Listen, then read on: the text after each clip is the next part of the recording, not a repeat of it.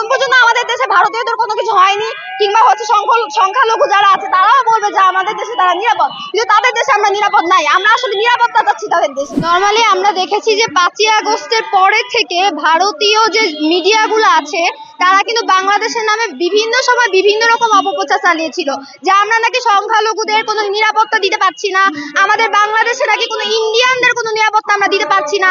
আজকে আমার ভারতের কাছে প্রশ্ন যে আপনারা বাংলাদেশিদের কতটুকু নিরাপত্তা দিতে পারছেন, যে বাংলাদেশে আমার বোন নাজমা ধর্ষিত হয়ে তারপরে তাকে পাথর নিক্ষেপ করে খুন করা হয়েছে। তো আমাদের একটাই দাবি যে এটার তীব্র প্রতিবাদ আমরা জানাই এবং এটার অবশ্যই অবিলম্বে বিচার আমরা চাই, এবং ধর্ষণকারী এবং খুনিদেরকে আমরা সর্বোচ্চ বিচার, মৃত্যুদণ্ড চাই।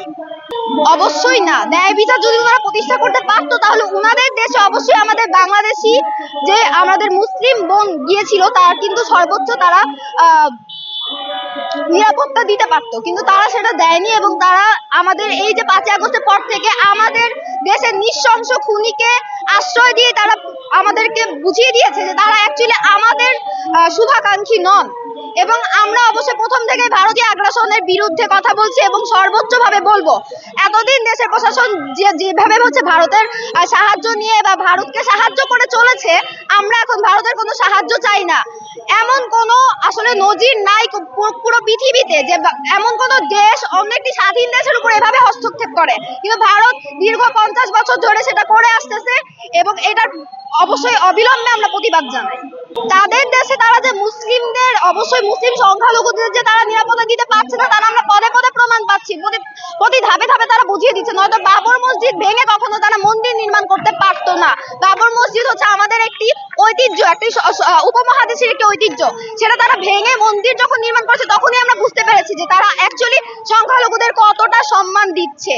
তো সেই হিসেবে আমরা বলতে চাই যে ভারতে আজকে যে নৃশংস কাজটি হয়েছে, যে ঘৃণ্য কাজটি হয়েছে, অবশ্যই আমরা কেউ থেমে থাকবো না। যদি এর প্রতিবাদ তারা না করে, যদি তার সুবিচার না পায়, তাহলে অবশ্যই আমরা প্রত্যেকবার এই আন্দোলনটি করবো এবং আমরা সংগ্রাম জানাবো। সেটা অবশ্যই আমার মনে হয় না তারা অ্যাকচুয়ালি এইটা সম্পর্কে, এই যে এত বড় একটা ঘটনা ঘটেছে, তারা এইটা সম্পর্কে যথাযথ পদক্ষেপ নিতে পারবে। এইটা অ্যাকচুয়ালি তাদের প্রশাসনের যে গাফলতিটা আমরা দেখছি সেটা আমাদের মেনে নেওয়ার মতো না, কারণ এটা আমাদের সার্বভৌমত্বের প্রতি হুমকি। তারা যে প্রত্যেক ধাপে ধাপে আমাদেরকে যে সীমান্ত থেকে শুরু করে আমাদের যে অনিরাপদে রেখেছে, এবং তারা কি চাচ্ছে আসলে আমরা চাই তারা নিজে থেকে ক্লিয়ার করুক।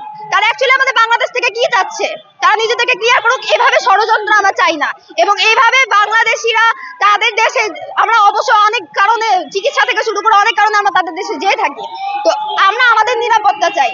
যদি তারা আমাদের নিরাপত্তা না দিতে পারে তাহলে আমাদের দেশে ভারতীয়দের যে নিরাপত্তা আমরা দিব সেটা অবশ্যই আমরা দিব, আমরা দিয়ে তাদেরকে দেখাচ্ছি। এখন পর্যন্ত আমাদের দেশে ভারতীয়দের কোনো কিছু হয়নি, কিংবা হচ্ছে সংখ্যালঘু যারা আছে তারাও বলবে যে আমাদের দেশে তারা নিরাপদ, কিন্তু তাদের দেশে আমরা নিরাপদ নাই। আমরা আসলে নিরাপত্তা চাচ্ছি তাদের দেশে।